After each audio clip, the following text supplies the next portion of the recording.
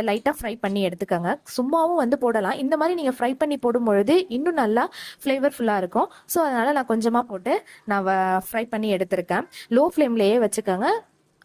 டக்குன்னு சடனாக 2 செகண்டில் போட்டு எடுத்துருங்க. இல்லைனா ரொம்ப அது வந்து கரிஞ்ச மாதிரி ஆகிடும். ஸ்மெல்லும் வந்துட்டு ஒரு மாதிரி நல்லா இருக்காது நீங்கள் கிரேவியில் ஆட் பண்ணும் பொழுது. ஸோ டக்குன்னு சடனாக அதை எடுத்துட்டு தனியாக வச்சுக்கோங்க.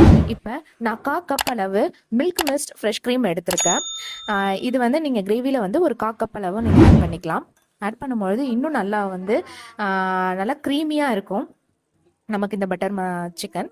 ஸோ அதனால் வந்து நான் ஒரு 1/4 கப் அளவு நான் எடுத்திருக்கேன். அதை எடுத்து அதில் ஆட் பண்ணிவிட்டு இந்த ஒரு மிக்ஸ் பண்ணிக்கோங்க. மிக்ஸ் பண்ணதுக்கப்புறமேட்டு நம்ம கஸ்தூரி மேத்தியும் நல்லா கையால் க்ரஷ் பண்ணி அதில் ஆட் பண்ணிவிட்டு மல்லித்தலையும் கொஞ்சமாக மேலே வந்து நம்ம தூவி விட்டுட்டு நல்லா மிக்ஸ் பண்ணிவிட்டு ஸ்டவ் ஆஃப் பண்ணிடலாம். அவ்வளோதான்.